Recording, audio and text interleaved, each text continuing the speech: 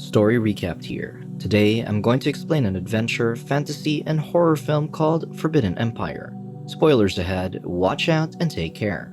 In the Kingdom of England in 1701, Jonathan Green, a cartographer, wakes up to Lord Dudley's poking. Lord Dudley is livid that his daughter is sharing a bed with the man he has low regard for. After his hurried departure, Jonathan sends a letter apologizing to Miss Dudley because the truth is he doesn't have any money left. He's invested all his money in his invention that can revolutionize the field of cartography to show the true borders of the countries of the world. He's decided to commence his project right from the heart of Greenwich, the starting point of all his calculations. In a village somewhere in Ukraine, a tradition is held on summer nights for young girls looking for true love.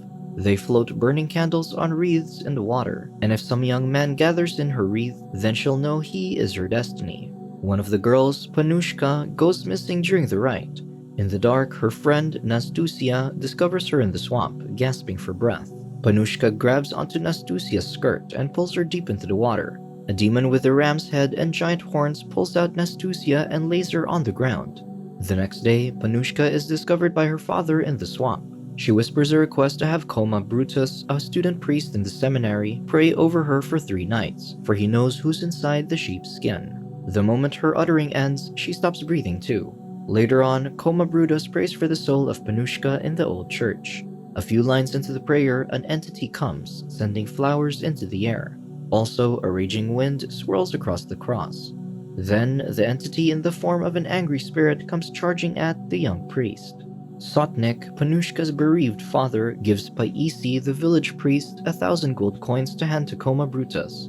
Broken by his daughter's untimely demise, he instructs the priest to go prepare for the funeral. On his way to the old church, Paisi sees Dorosh and Overko, 2 of the villagers, at the foot of the hill. He shows them the pouch containing the 1,000 gold coins Sotnik is giving Coma. The 2 villagers have never seen that much money in their life. Paisi climbs up to the church, and moments later, he drops the coins after discovering Coma's lifeless body on the floor. He casts Satan out and declares the place is no longer safe, for it has been desecrated by an evil entity. After the priest rushes out, Dorosh and Overko greedily pick up the coins. 9 months later, Jonathan's luck has run out. He hasn't reached his destination yet, which is in the Far East, but his resources are all dried up.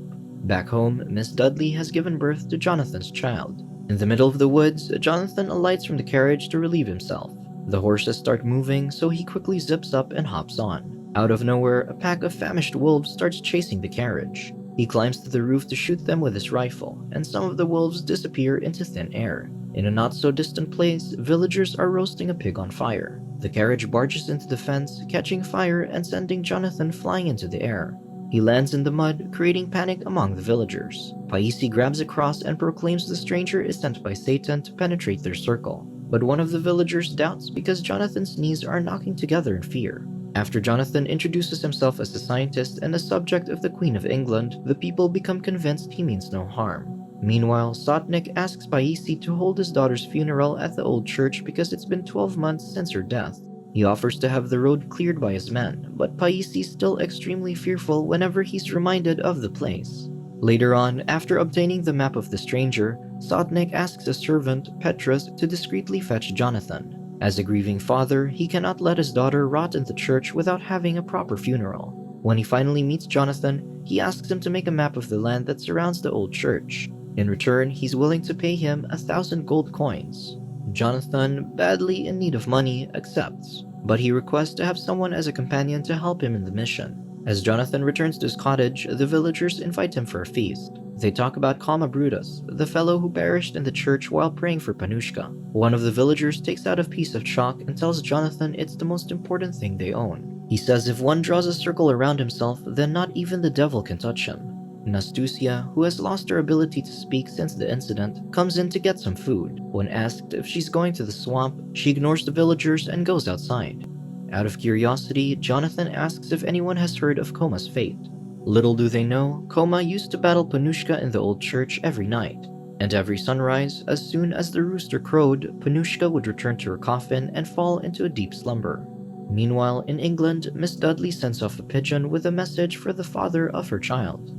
The next day, Jonathan goes to the old church with Petrus. Someone from the village has seen the 2 and reports it to Paisi. With the rope tied to his waist, Jonathan climbs the old church. On a pathway below the church, Dorosh lights his tobacco pipe. He hears a noise from a distance and leaves his pipe on the rock. He's unsure whether to open fire as he sees Jonathan climbing to the church roof.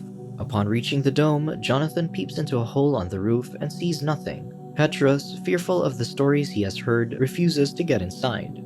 From the dome, Jonathan gets a clear view of the land, so he decides to start constructing the map. After some thought, Dorosh tucks his gun in his waist and hurriedly leaves to look for Overko. The ram-headed demon walks to the rock where the tobacco pipe is left behind. Soon, Jonathan finishes his task. After packing up, he realizes his map is gone and peeks through the hole again. A giant cross swings toward the hole, almost hitting him. He loses his balance and falls off. Luckily, Petrus manages to grab the rope tied to his waist. Despite that, the horror doesn't stop Jonathan from wanting to retrieve his map and instruments, but Petrus insists they must go. In the forest, Overko checks the coins he's buried and realizes they're gone. People gather that day on an outdoor platform to listen to Paisi. As Jonathan and Petrus head to Sotnik's house, all cast a suspicious look. Listening to Jonathan talk about the devilry in the old church, Sotnik loses his temper. He refuses to believe the place is infested with evil spirits. Before Jonathan leaves, Sotnik warns him to finish his job or he'll be flayed alive. Meanwhile, Dorosh takes Petrus to Paisi. Confronted by Paisi, Petrus has no choice but to admit what Jonathan did in the old church. From now on, he has to inform Paisi of Jonathan's activities. Rushing to the cottage, Petrus warns Jonathan of Paisi and his men. He proposes an escape plan but requests to allow Nastusia, the love of his life, to come with them. Petrus asks her to run away with him, saying he's got food. But Nastusia only looks at him and doesn't respond, so Petrus bids her goodbye. Just when Petrus thinks she has turned him down, Nastusia comes out and touches him on the shoulder. She's coming with him. Moments later, Jonathan starts loading his things into the boat, but Petrus waits for Nastusia.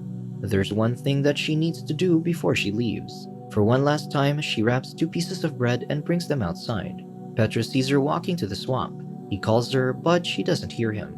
He asks Jonathan to row to the dead tree, and he'll follow, but he first needs to look for Nastusia. Petrus soon reaches the swamp. Using one hand to clear his path, he sees the demon rise amidst the tall grass. Horrified, he rushes back to the grounds, running into Paisi and the villagers. Petrus shouts, "Vi is back." The rabid villagers follow Paisi as he leads them to the swamp, determined to drive the demon away with their fire and swords. Meanwhile, in the swamp, Overko creeps from Dorosh's behind and attacks him. He has buried the coins in the forest, and when he tried unearthing them, they were gone. A tobacco pipe was the only thing left in the hole. In his mind, Dorosh has betrayed him, so Overko stabs him without mercy to end his life. Nastusia walks by and sees Overko holding a bloodied knife. Overko attempts to stab her, but when the crowd comes, he shoves his knife into her hand. Overko accuses Nastusia of killing Dorosh. The angry villagers shout that she's a witch and tie her up. Jonathan starts sailing and looks for Petrus. He hears the commotion, but the demon appears in front of him. He quickly stabs the demon with his sword, but he loses his balance and falls into the water. Struggling to stay afloat, Jonathan grabs on what seems to be a leather strap, and someone pulls him out of the water. Upon reaching the ground, Jonathan sees the demon again, but realizes it's just an empty skin. At the same time, the villagers drag Nastusia to the platform and drop her into the pit. Rushing to Sotnik, Jonathan informs him he knows what happened to his daughter. Sotnik badly needs to find out who's wearing the skin, but Jonathan wants the release of Nastusia first. Without hesitation, Sotnik goes to the villagers to demand that Nastusia be freed. The guard defies Sotnik as Overko grabs a stone and hits him in the head. Then Paisi orders the villagers to grab Jonathan, and he is thrown into the pit as well. In the pit, Jonathan finds an unconscious Nastusia. He wakes her up, but she panics as she sees a man in the pit with her. He quickly pacifies and unties her. Finally, he asks if she's feeding the monster in the swamp, but before she can respond, they hear some voices. It's Paisi and Overko plotting Nastusia's killing in the swamp to bait the monster. Paisi can't wait to see who's under the skin. Soon, Nastusia is brought out of the pit. The villagers take turns pushing her to the ground and trampling her wreath. Petrus comes and fights with the villagers so she can escape, but before she can go far, she's seized again. Tied to a wooden cross, Nastusia is loaded into a boat and carried to the swamp where she'll be killed. At the platform, a villager named Yevtuk comes to inform the guard about what will happen to Nastusia. The guard asks him to look after the scientist in the pit while he goes to the swamp. As soon as he leaves, Yevtuk quickly frees Jonathan. They make a hole in the boat to which Nastusia is tied. If Nastusia floats, then it's a confirmation that she's a witch, Paisi declares. Then, Averko tells him everything's ready. Petrus sets the platform on fire while he's at the center, waiting to be burned. Jonathan arrives in time to save him, but Petrus just wants to die, blaming himself for Nastusia's tragic fate. Jonathan reveals the demon is not real. It's something the people created to scare themselves. He instructs Petrus to wear the sheep's skin and let them chase him to the old church. In the swamp, right before Nastusia's killing, the sound of a horn is heard across the water. One of the villagers shoots the demon, and it falls from the tree. The villagers run toward the water despite Paisi's reminder that they must drown Nastusia first. Without anybody left, Paisi pushes the boat to the water by himself. Jonathan reaches the old church and destroys the doors. He gets inside and finds Panushka in the coffin, and her body hasn't decayed one bit. There's a movement by the door, and Jonathan knows that Coma Brutus, who turns out to be alive, is in the church. Jonathan has already taken the map he lost, shooting Coma in the leg before confronting him for trying to kill him up on the dome. Jonathan believes Coma liked Panushka, but when he realized she was out of his league, he attacked and violated her, leaving her dying. This was why Panushka had asked her father to make Coma pray over her dead body, hoping he would repent and confess. She whispered Coma would know who's under the sheep's skin because it was him who was wearing it. Coma terrorized the village for a whole year, and now another innocent girl will be killed because of him. He grabs a leather belt that was snapped from Jonathan's map case and ties it around his wounded leg, revealing he was the one who saved the scientist in the swamp. Eventually, Coma confesses. After stealing Jonathan's map, he accidentally snapped the chain in the ceiling that sent the cross swinging to the hole, knocking Jonathan off the dome. The map had a detailed drawing of directions, so he knew it was his only way out. He has nowhere else to go and refuses to return to the seminary, afraid he might be ridiculed or accused of a crime he didn't commit, like killing Panushka. Panushka saw him that evening during the rite. Coma, together with his two friends, got lost and found themselves at the watermill by the swamp. Coma got hold of Panushka's wreath, which led her to believe he was the man destined for her. Then, the ram-headed demon appeared and hit him on the head. When he woke up, he noticed Nastusia searching for Panushka and quickly hid. He saw the ram-headed skin and wore it to disguise himself for fear of being mistaken as the attacker. Nastusia, in gratitude for being saved, fed the demon, or Coma, for over a year. After 3 nights of praying for Panushka, Coma had to endure a more horrendous encounter. He tells Jonathan that a man came to the church at daybreak, and then someone appears behind the scientist with an axe. Coma shouts that it's the man behind Jonathan, but Paisi hits Jonathan from behind, knocking him unconscious.